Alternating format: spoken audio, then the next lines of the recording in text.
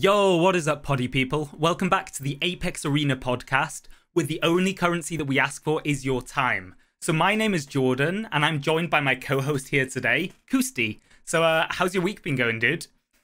Yeah, good man. Playing loads of arena.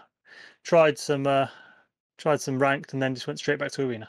Yes, it seems to be the gist. You're not the only one that seems to be saying this, though. I've noticed, like, a lot of the big streamers, a lot of people that kind of, like, dismissed the arena somewhat to begin with, are starting to now say how much they're enjoying it and how much they'd actually rather be playing that than ranked. Because in ranked, they're just noticing that everything's a W key fest. Everybody's just third-partying constantly. There's no way to get yourself situated to kind of have your team in a stable situation in the game. So I don't think you're alone on that, to be honest. Yeah, and it's really funny that they say that that's what's a W key fest, when actually I was really worried that that's what arena would be. Just two teams running at each other, having a fight, one of them comes out on top. Whereas actually it seems to be a lot more tactical. I think that was my big concern as well. Well, one of my big concerns is that I thought, because obviously supplies were going to be such a big thing, and they made a big deal of that, or at least a lot of the YouTubers that were putting content out were saying how these supplies would kind of dictate the games. And to a degree they do, because you see people constantly going for them. But then I don't seem to see two teams wiping each other instantaneously after that happens, you know? So that's pretty good. But yeah, generally speaking, have you been up to much kind of like outside of the world of Apex? Give me a bit of insight. How's life? Yeah, well, I do a lot of climbing, so yeah. I climb on my home wall and climb in the gyms that have just opened after lockdown, which is really nice. Yep, healthy so body, my first session mind. Back in the gym. Yeah. Oh, good. How about yourself? Well, yeah, very health related, but probably the other end of the spectrum. So I basically spent my whole week either in work, which is kind of pretty normal for most people. But then the other aspect of it is me going in and out of hospital with different monitors and heart rate things. Because I pass out when I work out, so I might be pushing myself a little bit too hard, but otherwise that's given me plenty of time to rest, plenty of time to jump in the arenas, play some games of Apex, and, you know, just hang out pretty much, which is good, which is always good. Oh, I think you've frozen. Oh no, it's just Discord. You're back. It's just Discord doing Discord things. Yeah, that's the nature of the internet. But yeah, good. Glad everything's good. So I'm just going to say, before we jump into all of our topics, so I've got my 5 topics listed up at the top. So we'll go from the first, obviously, through to the 5th. But before that, I just want to say that, obviously, this you will be seeing on YouTube. So for anyone that are currently watching the YouTube podcast, if you would like to, if you'd prefer to hear this in audio form, you can listen to it on Spotify, and I'll have the link down in the description below in my kind of little show more bit. So if you want to click that and take a look, feel free. And vice versa, if you're listening on podcast and you would actually like to see some people and real life proof that we exist, you can check us out on my YouTube channel, which is @JordanSaysel. So that's also going to be in the description. So if you look at the episode description for this Spotify podcast, you'll be able to see all the links there. So feel free to check them out. So yeah, cool. So the first topic that we're going to discuss today is Lululovely, who is a big content creator for Apex. She's on YouTube as well. Please feel free to check her out. She didn't throw down. She threw down, man. Isn't that a TikTok thing? No, she decided to host an Apex event called Lulu's Throwdown, which was essentially 2 days. Whereby for the first day they would play arenas for 4 hours, and every win that you got during those 4 hours would tally up a point. So to basically get points, you'd have to win games within those 4-hour time period. And the second day they did BR, and both were 50k splits. So 50k first day, $50,000 that is, and $50,000 second day. So obviously, I'm assuming, did you get the chance to take a look at it? Did you watch it at all? Yeah, for sure. It was really nice to see, I suppose, the first real competitive experience in arenas. I was thinking there's been. The first time we've seen pros coming together and content creators coming together and competing, sometimes, I mean, directly against each other. And not to forget, they also had female content creators. That was one of the specifications by Lulu herself. She wanted to make sure that it was diverse. So you had, like you say, pro player, streamer, and female content creator as well, which is super awesome, to be honest. I mean, that's one of the best things about Apex is It's the fantastic, community is isn't it? really really inclusive, and I love you see that. a broad range of people. I was gonna say a lot of games like you see a lot of competitive games and it's male dominated, isn't it?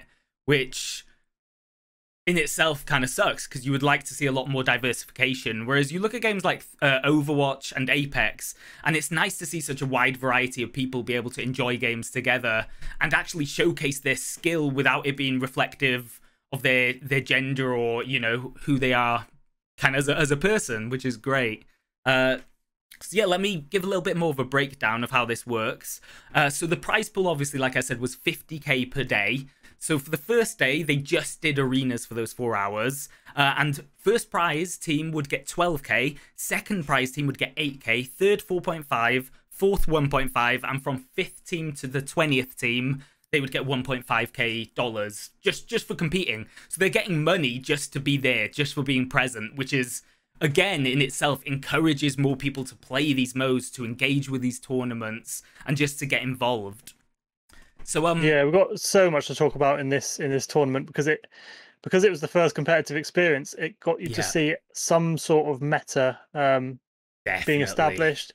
It got you to see when it comes to guns, what they used, what heroes, not heroes, legends they used. It's so easy when you come from an Overwatch Yeah. background. The switch over, you're like heroes, legends, blah, blah, blah. And yeah, what sort of tactics they used to win in arena. So it's not only good for just the general players of the game Yeah. because of what you can pick up, but it's also really interesting to see what someone who's got really good gun skill or really good tactical ability, what they do in the game, and what you can sort of carry over. I was going to say it's going to be interesting to see how that carries over or translates to the general casual player base, you know, for people that watch these streamers. Because if you'd have seen the kind of on Twitch, you have obviously all the different streamers for Apex. If you went through that list, literally everyone in their title would have Lululovely's Throwdown tournament.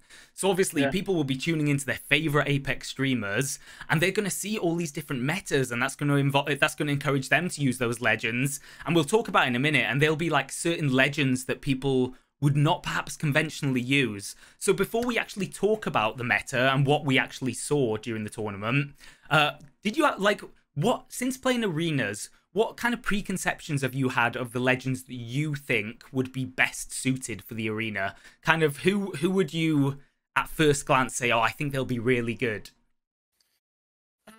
I mean, there's a few legends who just stand out as being they're going to be good whatever happens. There's a Yeah, few absolutely. that you're like, okay, they're probably not going to work so well, and they sort of did fit into the categories, like Gibby. Yeah, Gibraltar's just always going to be good with his bubble. universally good, isn't he?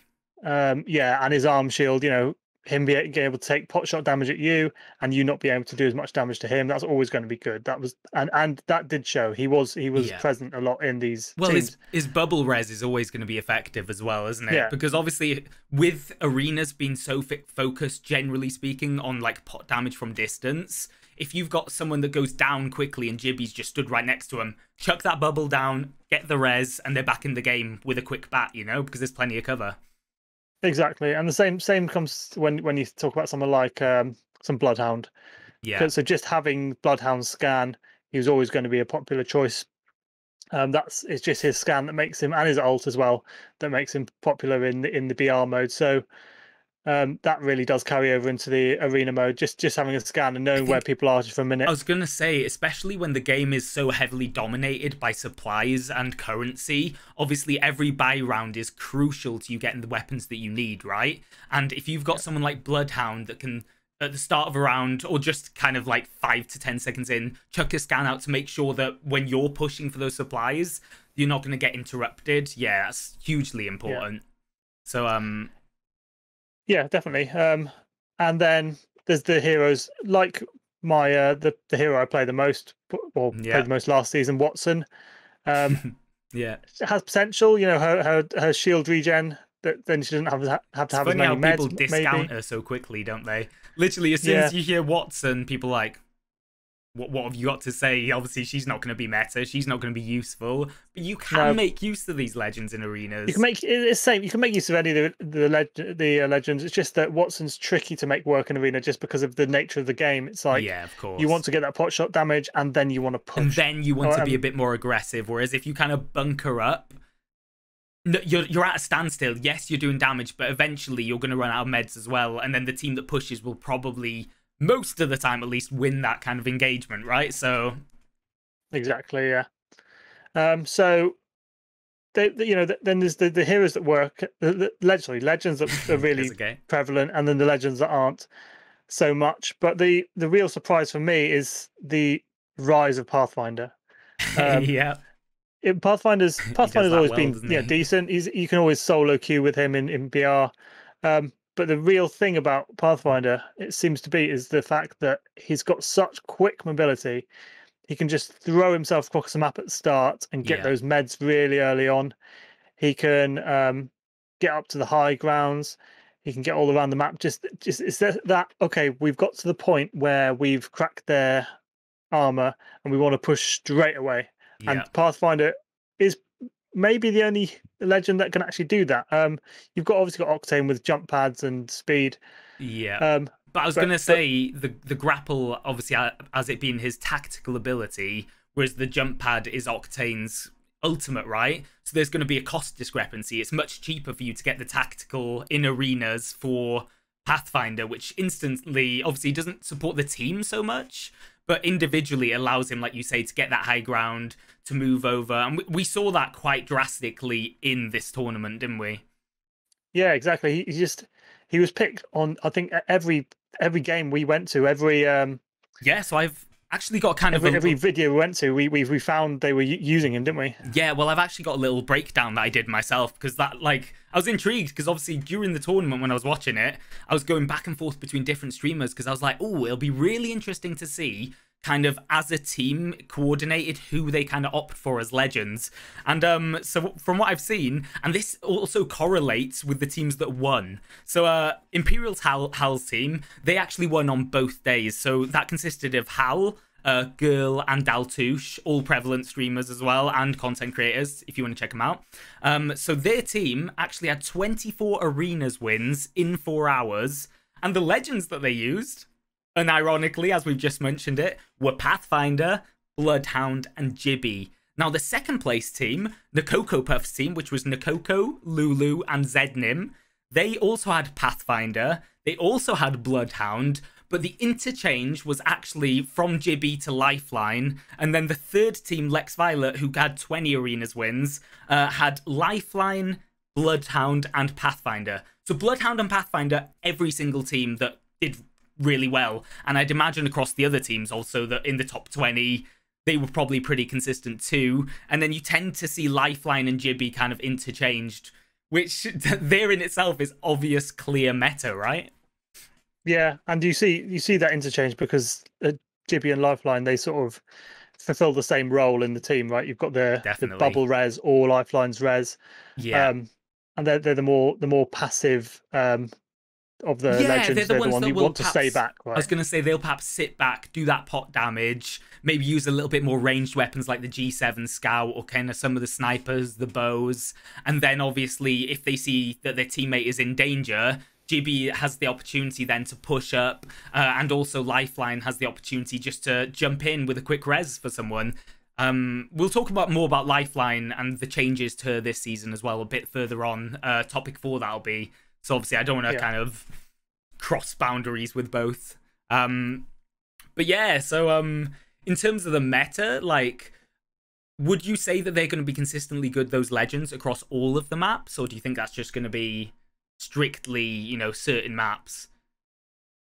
I think they would be good on pretty much all maps. Yeah. Maybe Pathfinder will not be as good in other maps, maybe, but I mean, you mean the ones that we haven't seen in rotation yet? The ones we haven't seen yet. You might be right. Absolutely. But I mean, he's always going to have that ability to push really fast when he's cracked somebody. Yeah. So if you've got that, like, that maybe he will just always be good in arenas. Well, something, obviously, this is not from Lulu's Throwdown tournament, but I've just been recently watching Timmy, who is like he's growing exponentially fast on Twitch as an Apex streamer, and he does all these cool challenges. And then the one I've recently watched him do is he's trying to go for 100 streak in arenas, wins, and he was playing Pathfinder, and at the start of every single round, he consistently would grapple onto like the big, I don't know what you call it, like, not pole, pillar. So he'd grapple onto that, and he'd basically do a couple of like little bunny hops, and he'd be right at the supplies, and he'd grab them without like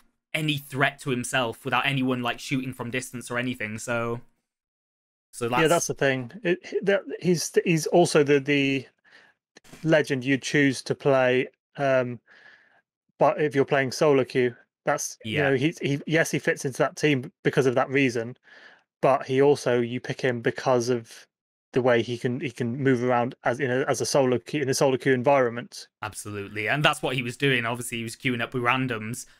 So why do you think perhaps that Octane has not been?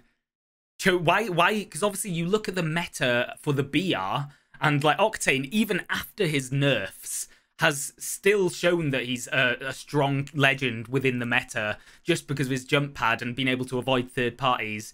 Do you think with arenas there's something? Because I think we touched upon something. I'll see if you remember what we said. We think compared to Pathfinder, it's one, you have to spend currency on the jump pad, right? Yeah, so that's one of them for sure. That's a deal. Also, it's not he can run fast, right? But like, what does that achieve in arenas? And what does he lack? You don't have far to run. You know. I think the verticality was the thing you mentioned that to me actually, because after we'd watched it, we discussed it, and you were like, oh, you look at Pathfinder and he can grapple low, he can grapple higher. Obviously, he can use his zipline as well if he wants to transport his team to the high ground. Whereas Octane doesn't have that verticality. Even though, yes, he can kind of run fast, like he still has to climb over objects to get to those supplies, whereas Pathfinder's just instantaneously over it, isn't he? So I think that's the big change. But it was cool to watch, though. I really enjoyed it. I think from a community perspective, it's nice to see somebody kind of take the bull by the horns and give this new game mode that has kind of been discounted, and kind of people are mentioning, I don't really want to play it unless it's against other high-skilled players, and said, do you know what, we'll get a bunch of content creators, different skill levels, try and balance the teams as best as we can, and just throw them all in and see what they think of this game mode. And then you noticed, what would you say was the takeaway at the end of games? Like, what did you see compared to the BR, perhaps? And this is not to kind of, like, poop all over the BR, because I still really enjoy that too. It's just, there was such, like, there was excitement for arenas, but there was also a lot of high-level players just sort of discounting it before it was even a thing. Yeah. Saying, sort of just start putting it aside as like this side game mode you might play to warm up. Whereas when you saw them playing it in this competitive environment, you'd see how much they actually really enjoyed playing it. Like, they were getting into it, right? They were so immersed. You could see the tensions rising. You could see the kind of energy like pulsating through all the different players together through their comms. Yeah, and like when you win at the end of a big BR game that's been really tough, and you like celebrate, that came through in quite a few of the arena wins as well. It wasn't just like, okay, right, next one.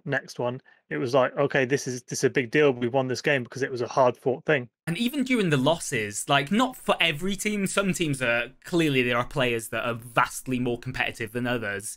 But you notice even in their losses, they were a little bit more gracious, and they were like, this is what we can do better as a trio, because it's not based on, sometimes obviously in the BR, third parties will ruin everything. And then you're like, you want something to blame, but realistically, there's nothing to blame. It's just that you fought one team, you're low on health, another team comes in and wipes you out, and it's just, you go next, right? Whereas with the arenas, at least, like, if you lost, there was fundamentally probably something that you've done wrong as a team. So you wouldn't individually blame people, and you'd still see that they were happy and they wanted to improve upon the last round, right? Because it's progressive, which is nice.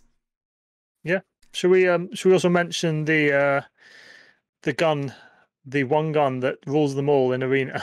The one gun that rules the entire arena in Apex Legends, and that is Koosty.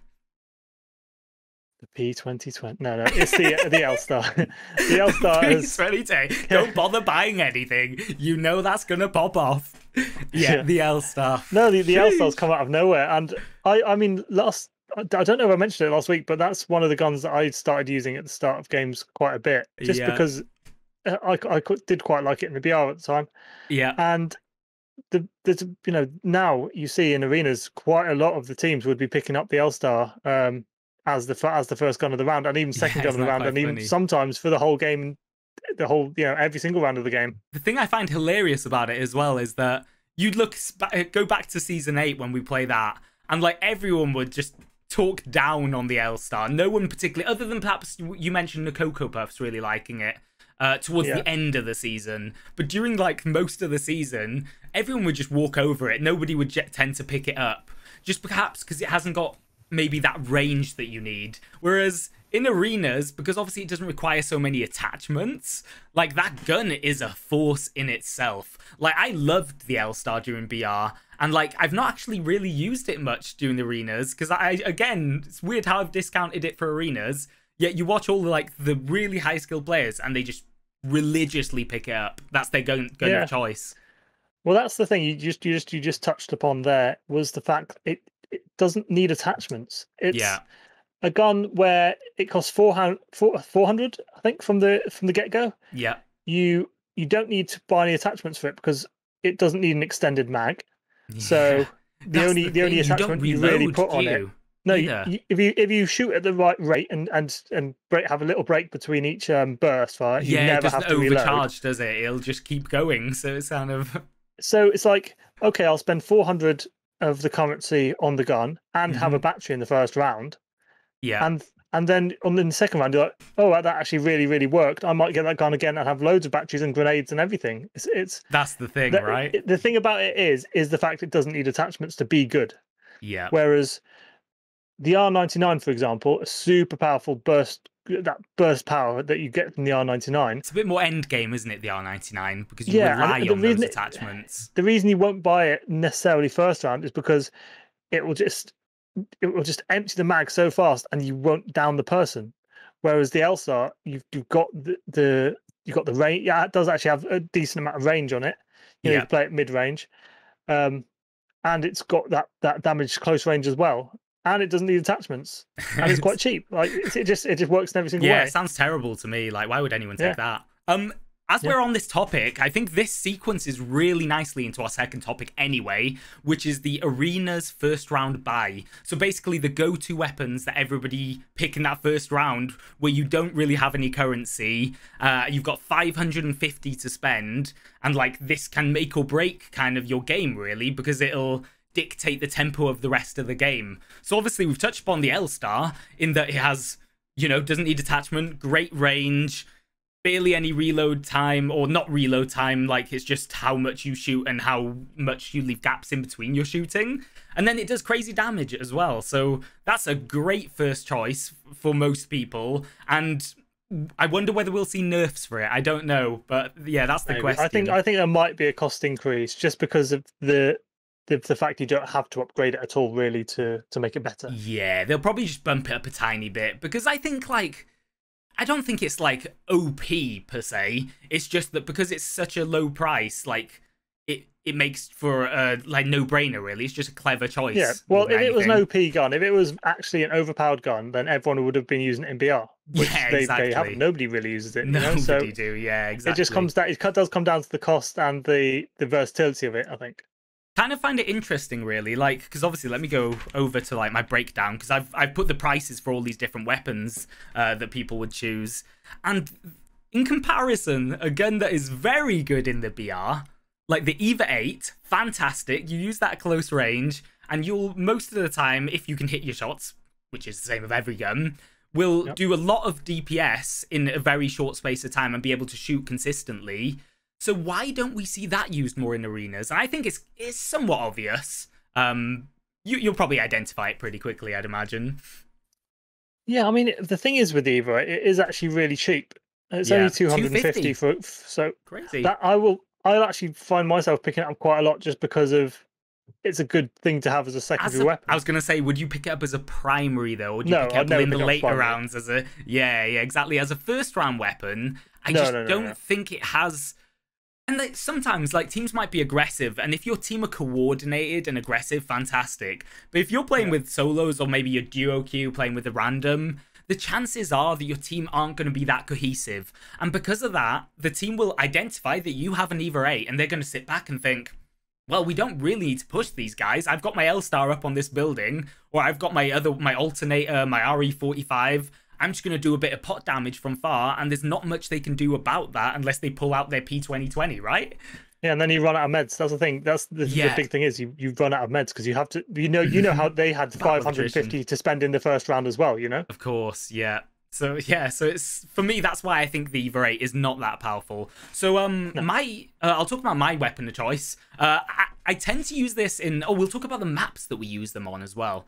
So we should start off with what your go-to is. If it's not map dependent at all, what do you generally go for as your first round? So my go-to for my first round seems every time, and this is a weapon that I would never really pick up in the BR, is the RE45.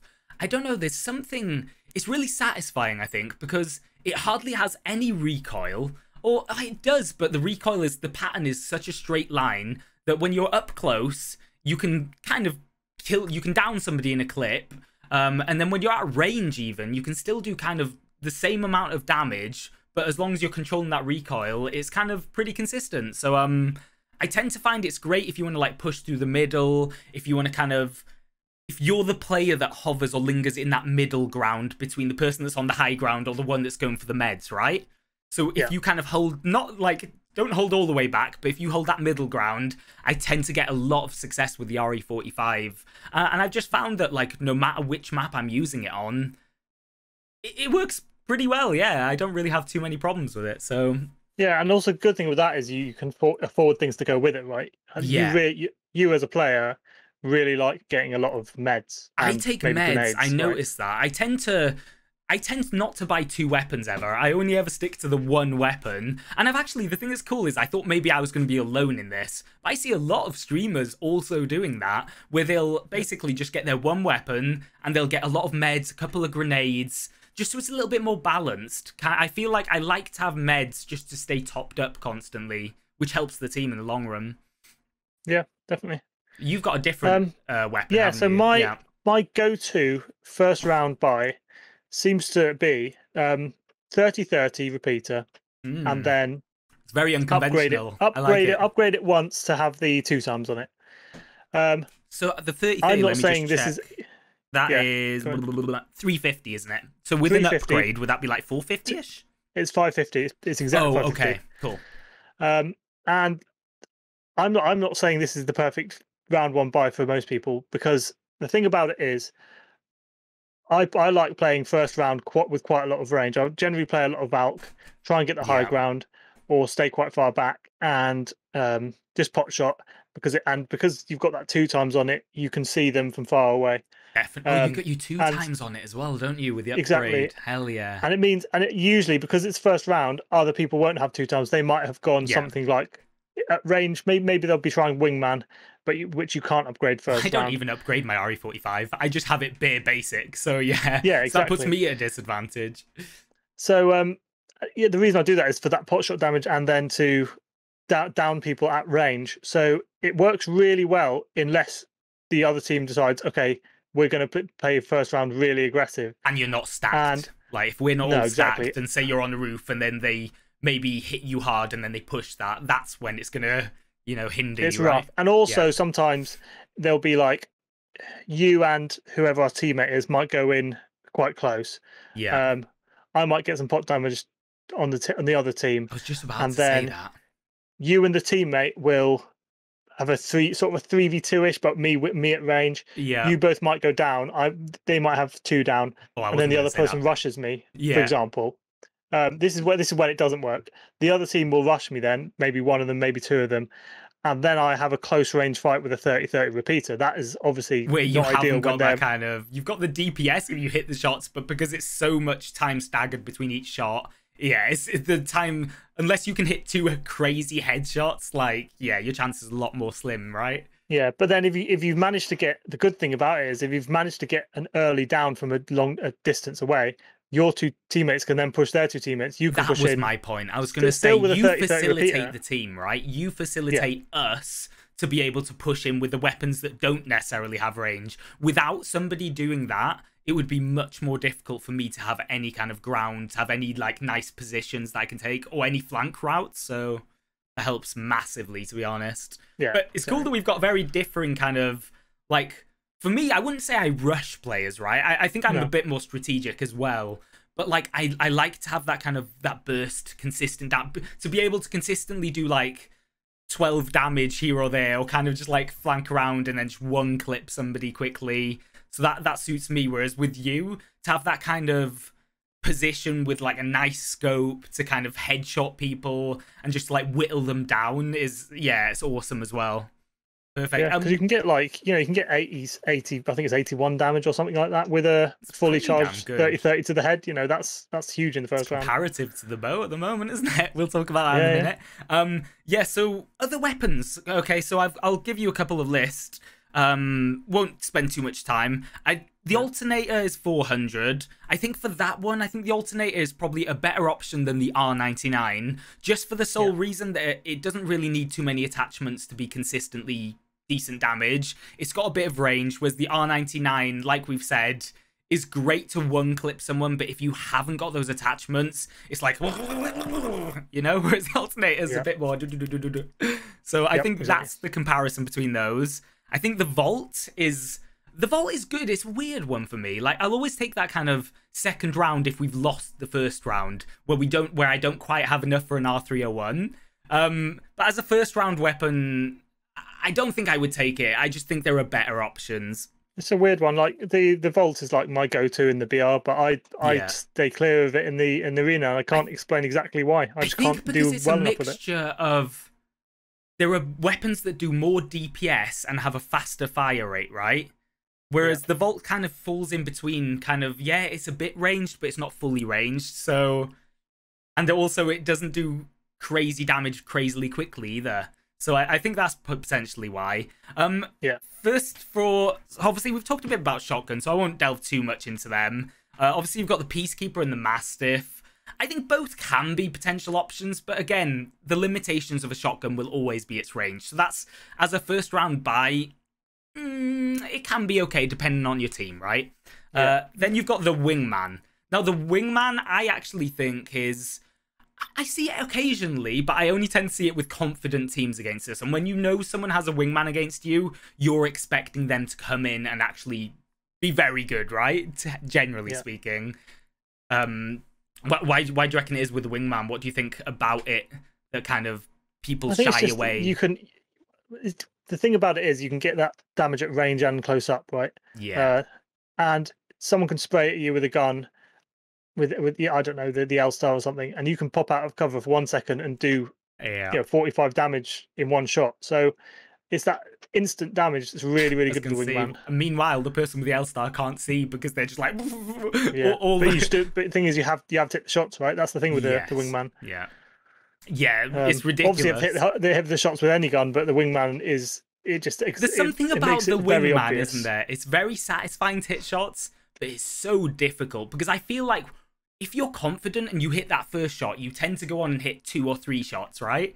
Whereas as soon as you start missing shots, the panic will literally eat you alive. Whereas with a weapon that's kind of like full auto, you can kind of just, you can spray and pray and you'll probably hit some shots along the way, right? So yeah, it's 500 as well, so it's not super cheap. So obviously you expect someone will only do that if they don't really care about meds or grenades because they know they're going to hit their shots. They know they're probably going to win rounds because they have great aim. So so we've talked a lot about so all of this is us pointing towards people using like pistols, shotguns, or SMGs to start off in the first round as their first round buys.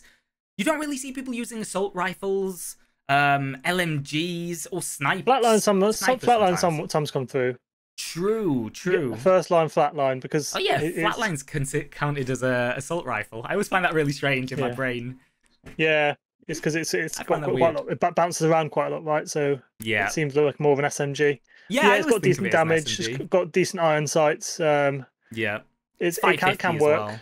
but also you can't buy any attachments for it because it's 550. So sort Yeah. of Well, that's pros the and cons, thing. you I know. think most of the assault rifles and LMGs generally tend to, like, from this breakdown I've got, they all seem to cost a little bit more, other than the Havoc, which is 350.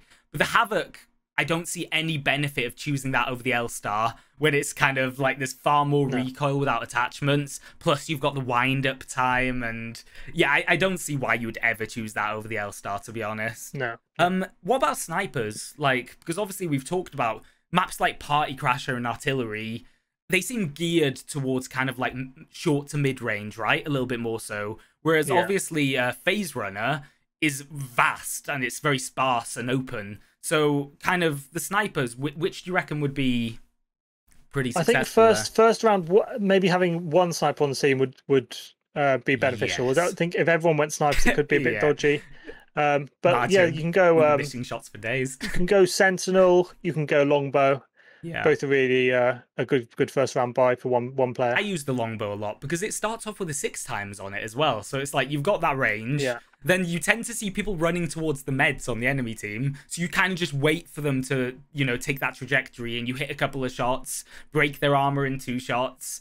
And then as well as that, sometimes you take the sniper because, like, it's a gamble, right? You either win that first round with it and it's fantastic, or you lose it but you get all the supplies, so it doesn't really matter too much.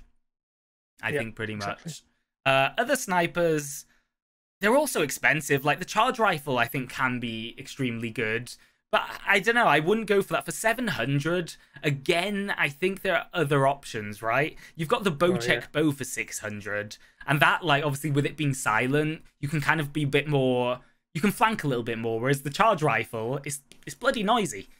Obviously, you can't afford them in the first round, so for the first round as well, yeah, it kind of negates that whole thing as well. The one that you can afford and is very affordable and is probably a weapon that I don't really, well, I hate it. I tell this every time. I'm probably gonna say I'm gonna take that to my grave. That I hate the G7 Scout. Nevertheless, I do think it's a great option for a first round buy. Yeah.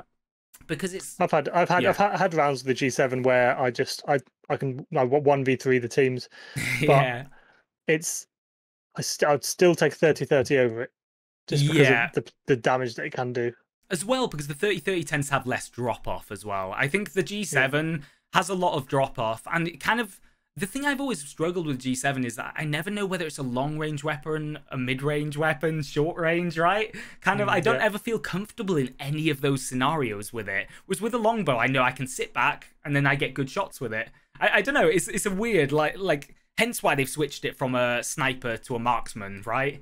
Because it fulfills that role a lot better. But yeah, it's basically like a spruced up P2020, isn't it? You take that, and then you'd have the Mozambique just to back you up if you need. So I've not really talked about the Mozambique P2020, but you don't buy those. So everyone's gonna have those, whatever, regardless, right? And I think both of them are actually really good options. Like if you decided you didn't want to buy anything, you want to save your money and be a little bit more tactical, people can win rounds with just the Mozambique. It's not a it's not something to be decent. No, it's decent. It's actually pretty decent this season. You know, the Mozambique's fun to use this season, isn't it? You do like 45 in one hit. But now you've got, what is it, 6 shots? So you just kind of like, you're able to like, you're able to like ruin someone's armor super quick with it and then switch over or whatever. Okay, yeah, I think that's pretty good breakdown. So that gives you like some general idea of what weapons are powerful, which ones kind of are usable, but maybe not necessarily meta.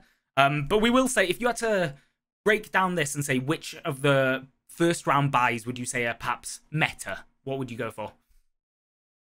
At the moment, it's just L-Star seems to just be dominant. It's, It's just the first round buy. I'd like to say there are others. That and Wingman, I think. Yeah.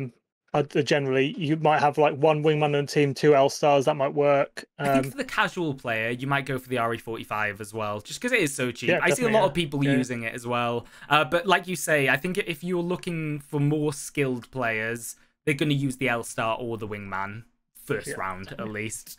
So yeah, okay, cool. We'll jump in. I'm guessing you've got nothing more to touch on there. Nope, I think we that's all covered good. that pretty nicely, to be honest. Yeah. So our next topic. So we obviously had a big in-depth discussion about both the bocek bow, or mostly just about the bocek bow, but also the Spitfire is getting nerfed. Oh, it's been nerfed at this point. Both of them have been nerfed, and it was pretty quick as well. So from the last podcast, which was around a week ago from today, where we talked about kind of our reservations and the things we were not really enjoying about the bocek, such as its kind of crazily fast fire rate, it being the silent Kraber, obviously outputting a ton of damage to the body, and obviously that multiplier affecting the headshots massively. And then we talked about some fixes that we thought could help by like putting it as a care package weapon, but that might ruin the enjoyment of it being a new weapon. So they've actually come out and dropped a pretty hefty nerf to the bocek. So I'll mention a few things first, and then we'll talk about kind of our experience of it beforehand and since they've nerfed it. So obviously the bocek body shot damage has been reduced from 70 down to 60. What do you think about that? I mean, yeah, every nerf that I wanted. We mentioned it. We talked about this, didn't we? Well, I was getting ready to come to this week and be like, okay, last week I thought the bow was a bit annoying to play against, but now it's becoming completely overwhelming to play against. Yeah, it was getting to the point, especially with BR being as hard as it was already, and then arenas for it to ruin that experience as well. Well, yeah, arenas just come out, and it came out at the same time as arenas, and it got to the point where as soon as second round hit, it would be three bows hitting you, and it was just totally overwhelming. Actually. You'd hear that. Yeah, you'd hear that sound. And then you'd be like, here we go again. Someone's using a bow, and then you can't play your game. Then you have to just like sit back and hide behind something until they've shot a few shots and step back in and out of cover, right? So I'm so glad these nerfs came through. Yeah, so 60 damage instead of 70, was it? which is 10 damage less per body shot, and that obviously affects the headshot multiplier as well. As far as I don't quite understand how it works, but I think something along those lines. So obviously with the headshots before you do 123 damage, which is essentially close enough to like if you've only got white armor, you're more or less downing them. One other little tap from someone else, you're going to kill that person. So for them to knock that down, I'd imagine the headshot multiplier is only around maybe 100-ish now, which is still high. It's still, but it's what you expect from a bow, right? Bows aren't weak weapons. You still have to have good aim. You still have to be a little bit tactical with how you use them. But I'll talk about a couple of the other things. So stack size has been decreased from 16 to 14. So when you pick up a bundle of arrows off the ground, you're only picking up 14 now, which I think is not... It's not a huge nerf, is it?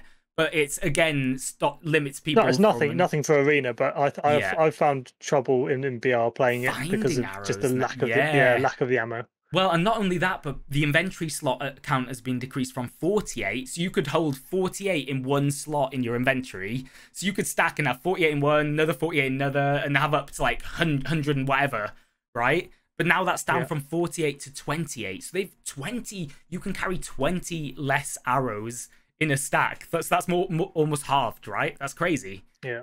So that's why we don't really tend to find many arrows anymore. And when you do find them, you can't really stack that many. So you have to be a little bit more thoughtful with how you choose to take your shots, right?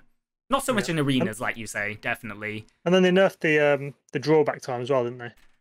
So they've nerfed. So basically, the charge up time and the Deadeye's tempo hop up charge time have been increased by 0.2 seconds. So it takes more time to basically charge up your arrows. So you can't just like people would just have so many arrows in their inventory and they'd just be there spamming them for days. And it's like you couldn't even peek out and take a shot back because they'd still be there, and it's quicker than any other weapon, right? So any sniper. I think in terms of arena now, the nerfs have done a good job. But I also think the bow's still good. The bow is still good, yeah. People still picking it up. It's not... I don't mind a gun being really good, but when a gun becomes so good that a team always picks it, that's the problem. I mean, I wouldn't mind if the bow was exactly how it was, but hardly any people picked it. Obviously, people are going to pick it if it's Yeah. good. But if that People was the will case, always. then it'd be like, oh, that's, you know, you come up against it sometimes and it feels good, fine. But it's the fact that when a gun is really, really good, everyone's going to pick Everyone it. will gravitate towards it. Not only just because obviously they think it's powerful, but they also see the professional players. Obviously, if they want to get ahead of their competition and gain RP and become #1 predator in the world or whatever, of course, it's only natural that those streamers are going to pick up this crazy new weapon, right? Which is fair. Yeah. So talking of crazy weapons, so obviously we've talked about the bocek pretty much. I think we covered that pretty well. Yep. So we think it's in a good place, right? Yeah. Yeah, I think it's in a good place. I think it's fair now. I mean, they could tweak it a little bit more over time. I'm sure they will. But like, as a, you know, they literally took like 3 or 4 days and they decided to drop this nerf, and they dropped it that night as well, right? So as soon as they announced it, they dropped it. Fantastic. Like, literally, no one can complain then. Because you look at other games and a weapon won't get nerfed for months. So, or until the end of a season. So yeah, kudos again to Respawn for that one. So the next one obviously is the Spitfire. The Spitfire's been very powerful in BR all through Season 8. So last season, I think they knocked it up from 19 damage to 20 damage. Before then, it was still a very usable gun, but maybe you wouldn't hear so many people using it all that often. Or if they did, no one would really complain too much. But I think they also, last season or a couple of seasons back, whenever they did, they buffed the extended mag size or something along those lines. So obviously, whenever you hear of the Spitfire, is there a noise that comes to your head? Yeah, it's just that constant. You see Shiv do it, like whenever he's in his stream. As soon as he hears a Spitfire, you'll see him turn his head and he'll be like, it's like it's a bit overbearing, isn't it? So what the funny thing is, yeah, go for it. It's despite the nerfing it, which they have done, it still wasn't and still isn't a real problem in arenas. Yeah, it's not. I don't really see too many people use it because it's funny. Because again, I'll mention Timmy. He was using the L-Star, right? And he had like a game where he lost his streak, and I think he was a bit dejected after that. So he's like, "Do you know what? I'm gonna mix it up." And he went to switch weapons, and he was like, "Oh, I'll try the Spitfire this round." He took it, and he was like, "Oh my god, this gun is brilliant," you know? But like, it's funny how the perception has changed now that it's been nerfed. So the nerf is actually only 1 damage less. So it's from 19 to 18. So it's not substantial. They basically knocked it back to more or less where it was in its like original state, which is perhaps enough to kind of still make it viable, but not for people to have that idea of, oh, everyone must use this weapon, which is exactly what you want. I think it's probably even really good in arena. It's just, I think it definitely. There's other weapons that seem to work better than it in arenas. I think my big problem with it is, and it's a problem that we have with the Hemlock, which we talk about a lot, is that if you don't upgrade the gun a little bit, it has the worst iron sights possible, right? You cannot see. It's like threading a pin through a needle. Like, that's how... A pin through a needle? Threading a needle through a... What the hell? I don't know what I'm saying. You know what I mean, though, generally. Thread through a needle, not a pin through a needle. Okay, but yeah, so that's what it looks like when you look. That's how bad that stupid iron sight is. It gets my words all flustered. But I think the bigger nerf, and the one that's actually going to make a huge difference, is that both gold and purple mags hold 50 bullets instead of 55. So people can't just put a whole clip or like 5 clips equivalent of any other weapon into a person and still be shooting, you know? So at least it's gonna nerf that a bit. So it actually, if someone does miss some shots, then they'll run out of their clip before perhaps they kill someone, which is the hope, at least. So yeah, I think it's nice that they've done these nerfs. I think that's gonna change the game, and it's gonna keep both the BR and obviously the arenas a little bit more fresh and kind of user-friendly for people that don't want to just get destroyed by bows and Spitfires every single round. So, GG's. GG's. So, on to the next topic. Oops, sorry, I'm turning pages, making a lot of noise. The next topic is one that actually surprised me a lot, and it's Lifelines Changes. So, obviously, Lifeline got a nerf for Season 9, or at least that was the perception of the people before they dropped these nerfs. So, I'll obviously mention a couple of things and where I think she stands right now in the meta for both arenas and for BR. But I'll just quickly talk about, so the combat revive. So she no longer has her shield. So this was hugely contentious. She used to have the res shield. So as soon as she went to res someone, big green shield comes up. And the only way that you can kind of challenge that is to push through it. Doesn't exist anymore. Gone. Scaramouche. She can revive 2 teammates at once now instead. And she can also, this is a thing I didn't know, she can cancel revives. Yeah. Like that for me, when I looked today, I was like, oh, I didn't know she could cancel her revives. And that's something kind of... So I was mentioning, we played a game the other day of BR, and we were playing in ranked, and we wiped this one squad, and we were doing really good. Then all of a sudden, this caustic up on one of the buildings in Skyhook, World's Edge, was there with, I can't remember if it was a bow or a sniper, whatever weapon he was using, but he was basically pot-shotting us, and he downed both of us. Oh, he downed me first. And I went down, and I had my knockdown shield out in front of me, and I was crawling back, and I was about to get in cover. Then suddenly, boom, our lifeline on our team jumps in and puts the res down. See, you'd think, oh, great. It's great. You liked a teammate, especially when they're lifeline, to be productive and to be on, you know, forward thinking and go for the res. It's nice. But in that situation of not having the res shield there, it wasn't a great choice, because that meant that the caustic was able to potshot me and finish me. Whereas actually, if that lifeline had recognized that in advance, perhaps they wouldn't have rezzed me in the first place. Or even if they'd have noticed that maybe 5 seconds afterwards, they could have cancelled that res and probably saved me, right? I could then carried on using my knockdown and got into cover. But alas, we end up getting wiped because of that. Yeah. So I think that when it comes to the lifeline changes, we were thinking why everyone was wondering why they were changing her, because it wasn't like she was in the meta, really. She wasn't in competitive. She was played quite a lot, but I think I think the reason they did it was because of arenas. I think they were testing arenas out. They were testing Lifeline out, and they were like, she is just way too good. Can you imagine?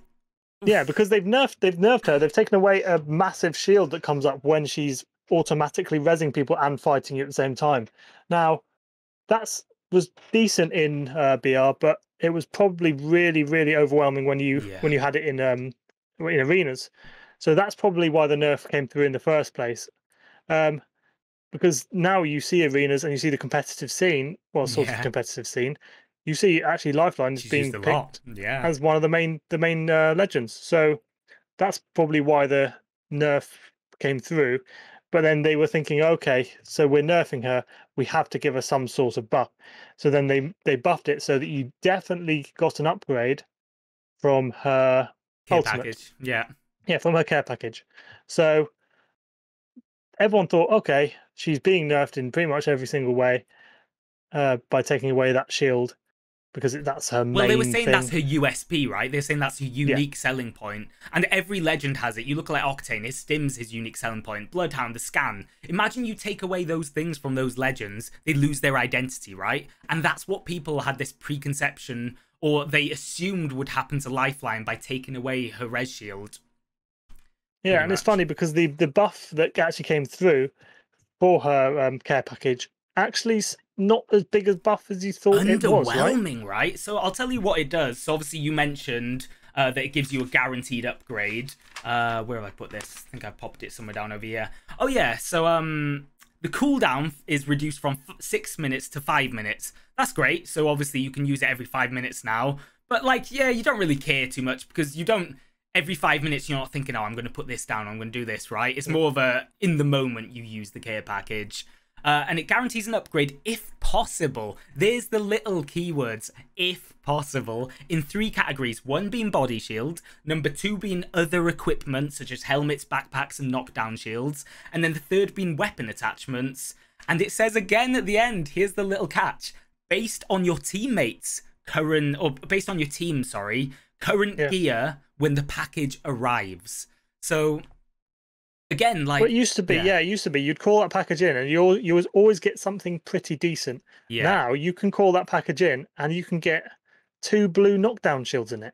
You could literally get... Say your teammates only have white knockdown shields, then you're getting a blue. But that's deemed an upgrade, right? I mean, it is an upgrade, technically. But is it the upgrade that you want?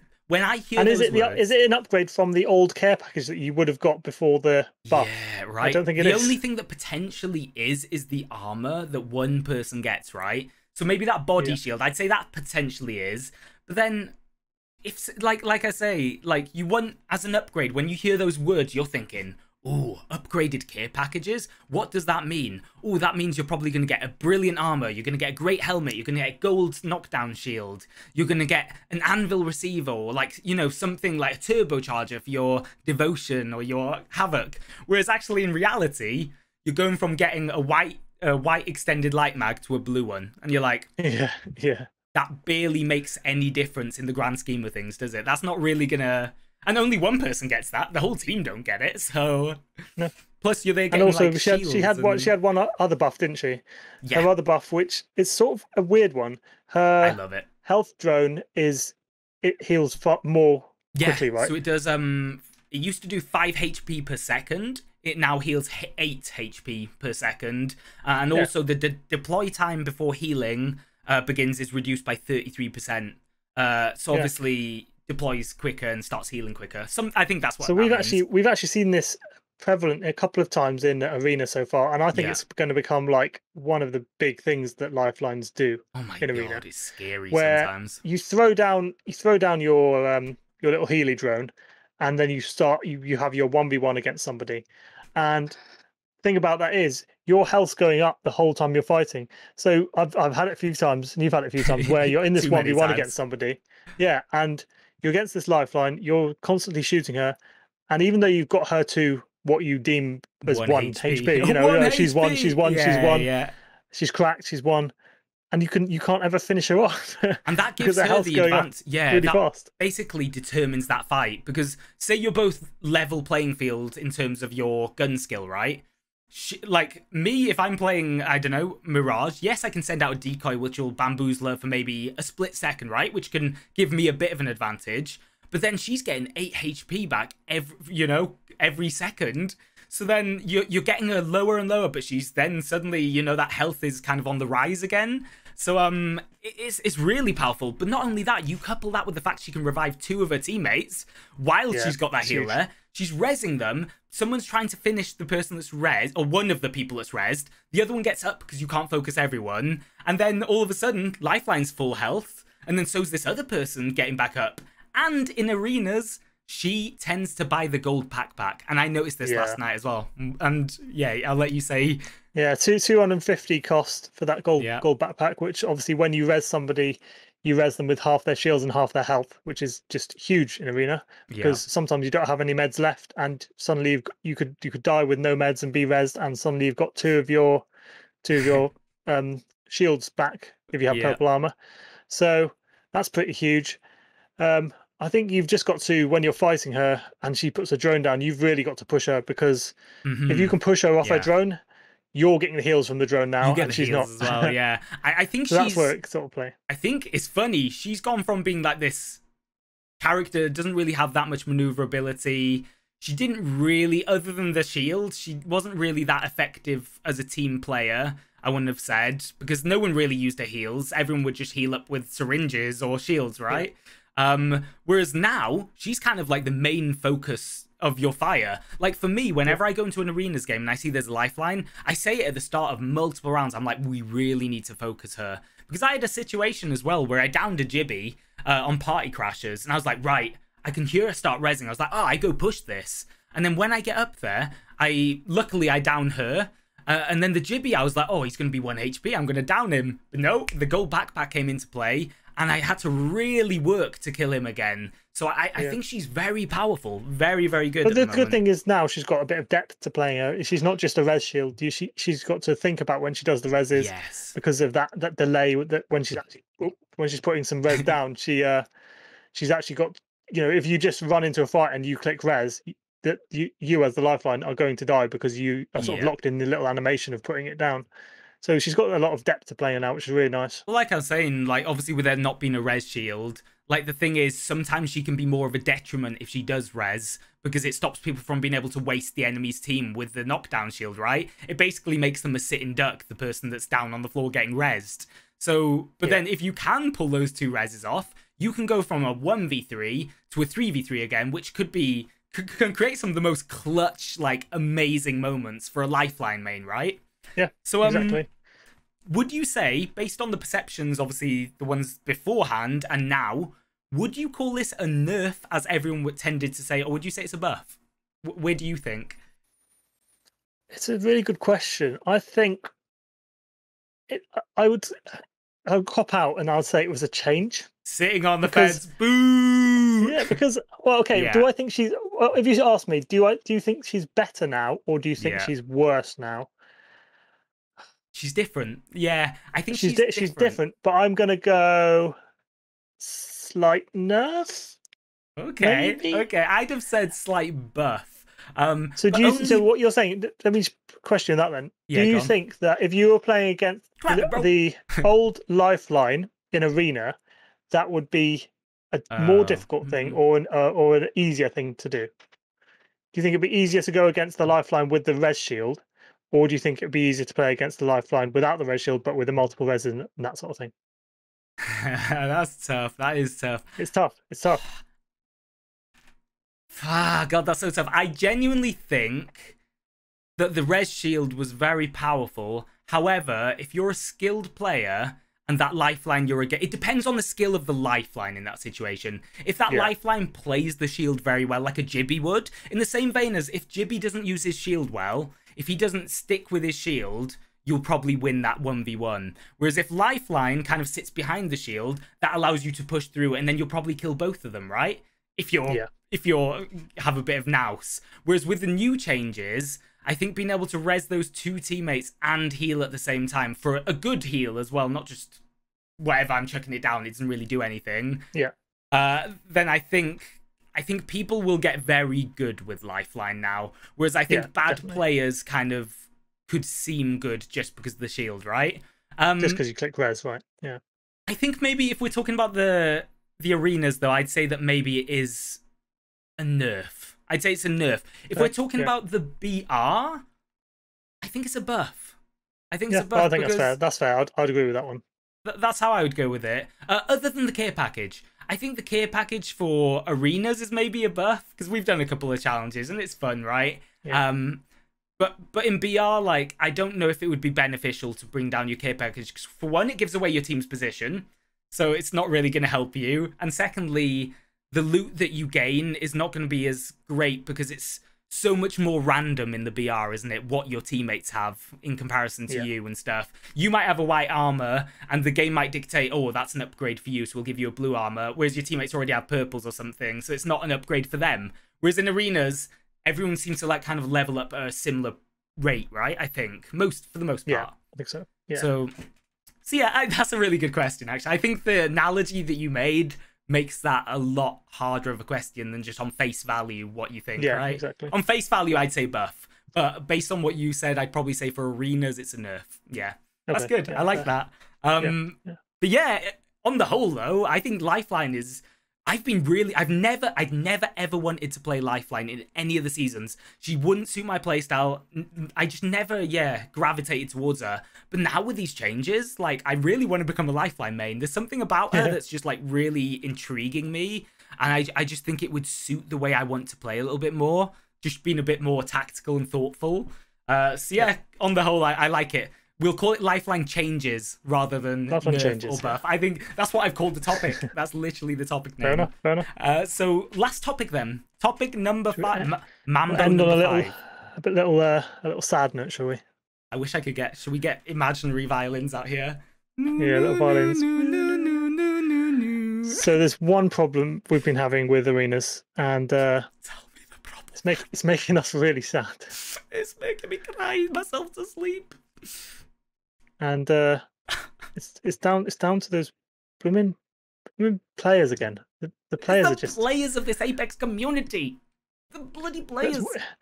The problem we're talking about is the people who leave after maybe the first round because it doesn't go very well. They charge and they die and they leave round 1. Hold on, you missed a bit. There's the bit in between before they leave where they go, "Where the hell are you? Why didn't you push with me? Why are you not sticking together with me?" And it's like... Or just say, "Really?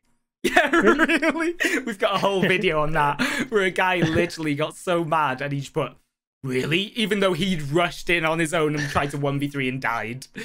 But that's a topic for another day.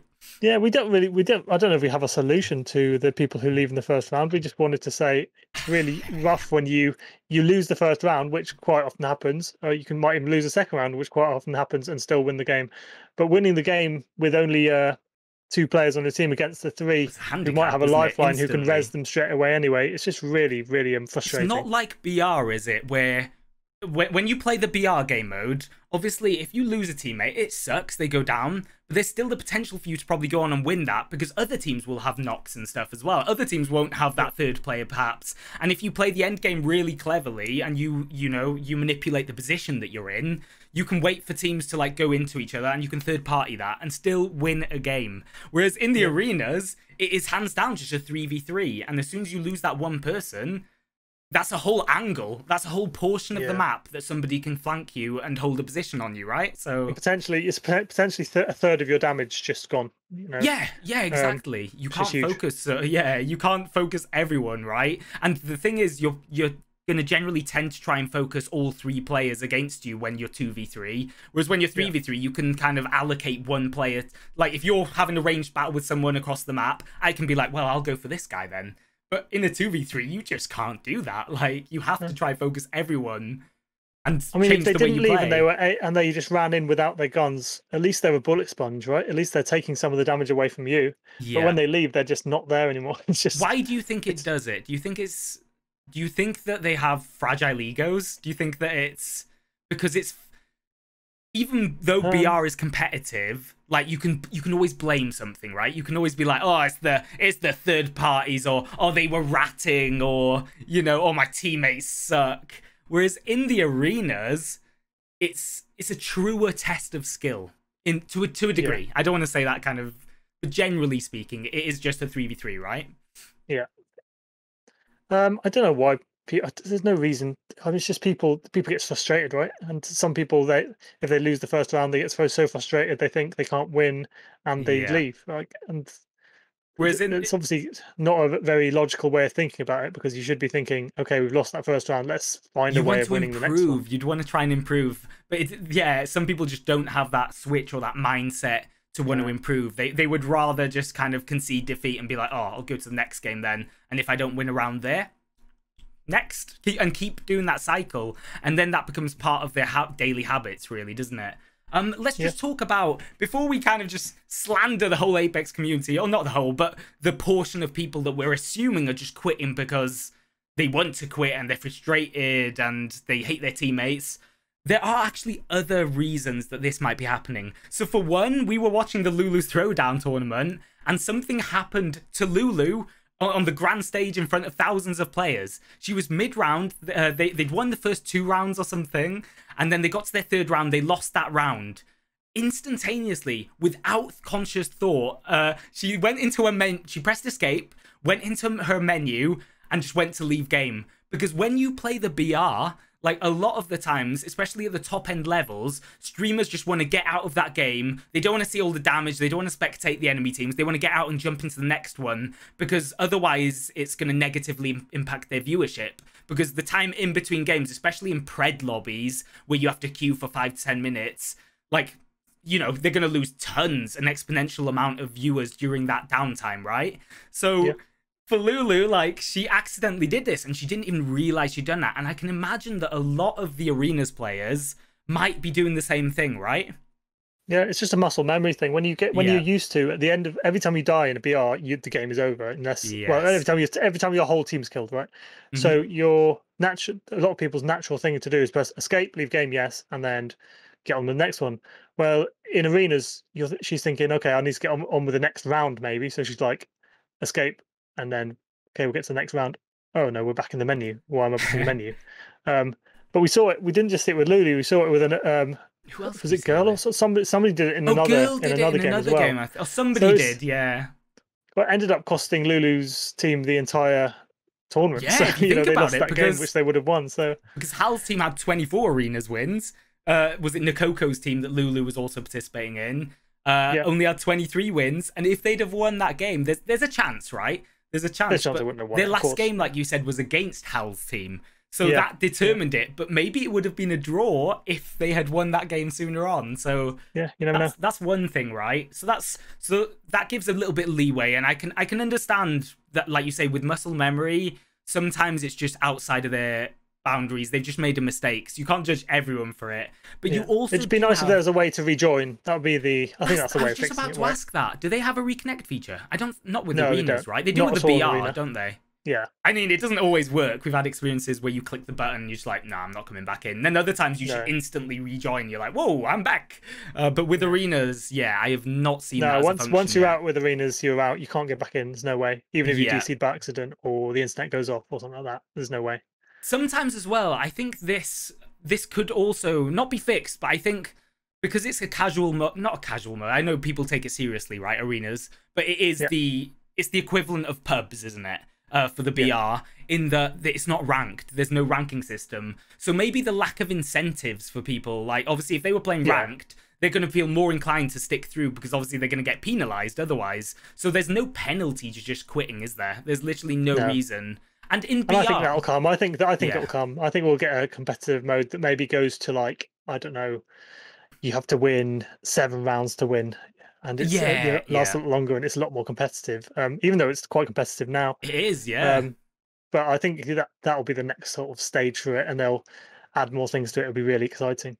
Definitely, because in the BR at the moment, like there have been times where I've quit out of BR games, like when, say, if I've died and I'm playing with randoms, right? Where there's no real point, but that doesn't seem to impact the whole infrastructure of the game mode, does it? That only impacts on a small scale for your team, perhaps. Because maybe they could have rezzed you, but like that's a big maybe in itself, right? Because if you've gone down, the chances are the rest of your team, they're already at a disadvantage anyway, so they might go down themselves. But there are potential fixes. Another thing before I mention that is perhaps widespread server outages. Because it's a new game mode, a lot more people are testing it. Maybe the servers haven't been optimized for this game mode, so people might be getting booted back out into the lobby because the server's crashing, and then we just assume it's them quitting. So that's another small scale thing that could be happening. But I saw a thread with like a lot of really cool potential fixes, so I'll talk about a couple. We'll see which one you perhaps think might be the best for it. So a thing they do apparently in Rainbow Six Siege is in the unranked mode, as opposed to the ranked, slots are filled in between rounds. So if someone quits, then in between the round during the buy phase, someone jumps in, right? Someone gets put into the game. So that just immediately alleviates that problem, doesn't it? Because especially if you're not playing competitive, like, bring them in. We don't care who we play with as long as there's a third player. You might be a little bit like, oh, my teammates DC'd. I wanted them to come back in the game, right? Yeah.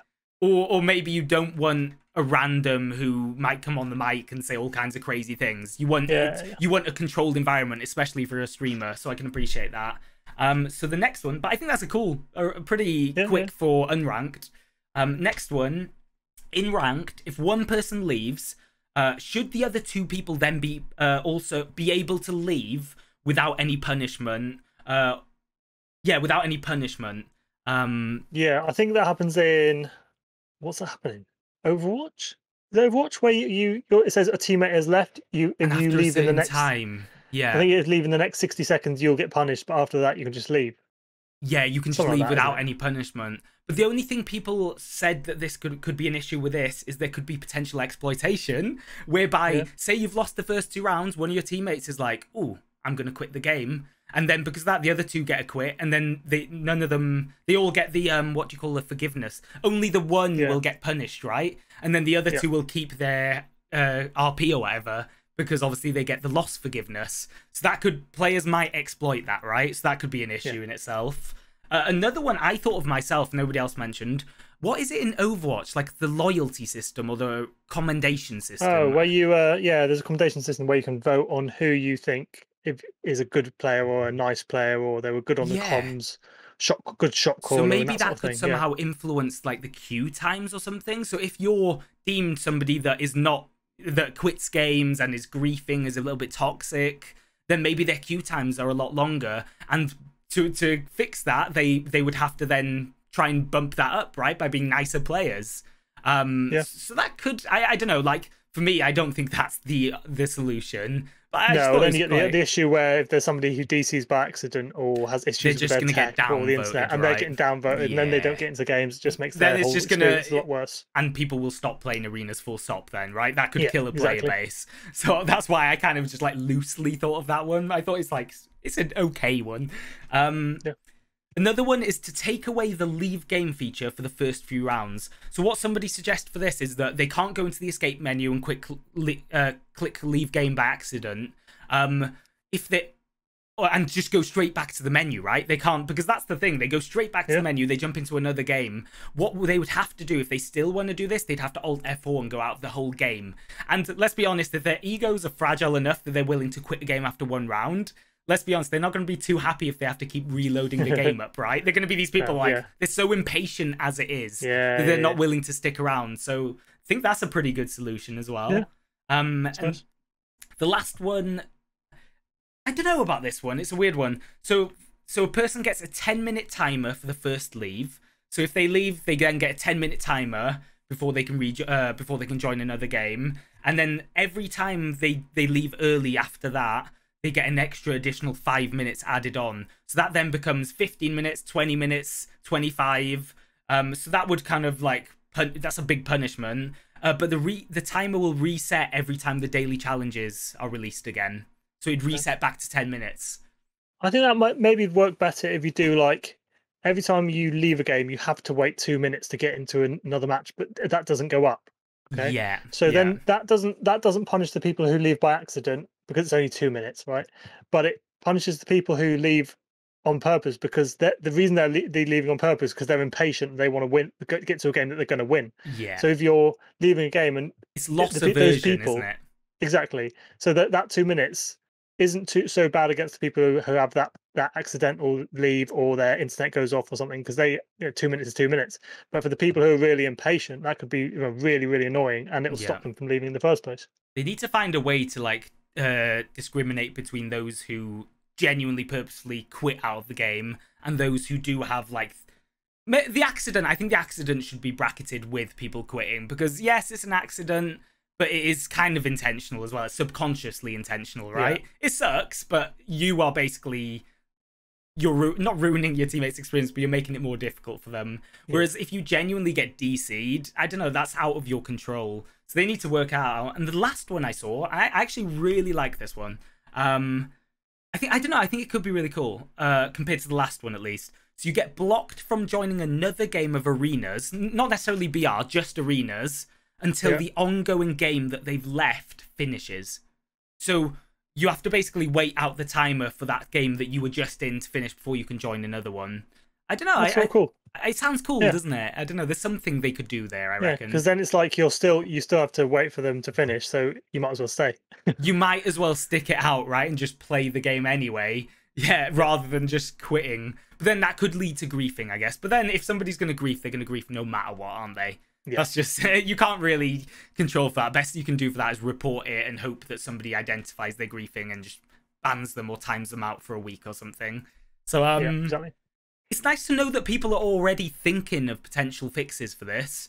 But I think the main thing is, as soon as Ranked comes out, I think that'll at least, maybe the people that are griefing and leaving early will just switch over to Ranked. So it won't be as big an issue then, because they're obviously competitive and just want to win everything, right? Whereas maybe more casual players are just wanting to play for fun. They just play whatever rounds, and if they lose, right? That's how I see it. It's like, it sucks to lose, but it's like, because it's not ranked, it doesn't harm me in any way. It's just it's another avenue for me to try and improve and see what I did wrong in that game. Yeah. Or just to warm up. So, yeah. So, I actually really like that topic. That topic initially, I thought was going to be, not a dead topic, but I thought would be kind of 1 minute and we'd be done. We'd just briefly mention it and we'd skip over. But we actually kind of got into the depths of ways they can potentially fix it. So yeah, that's all 5 of our topics. So I will repeat for you. Firstly, thank you very much, Kusti. Appreciate your input. It's been fun, as always. And then I will just mention again, if you want to follow me on YouTube, it's above.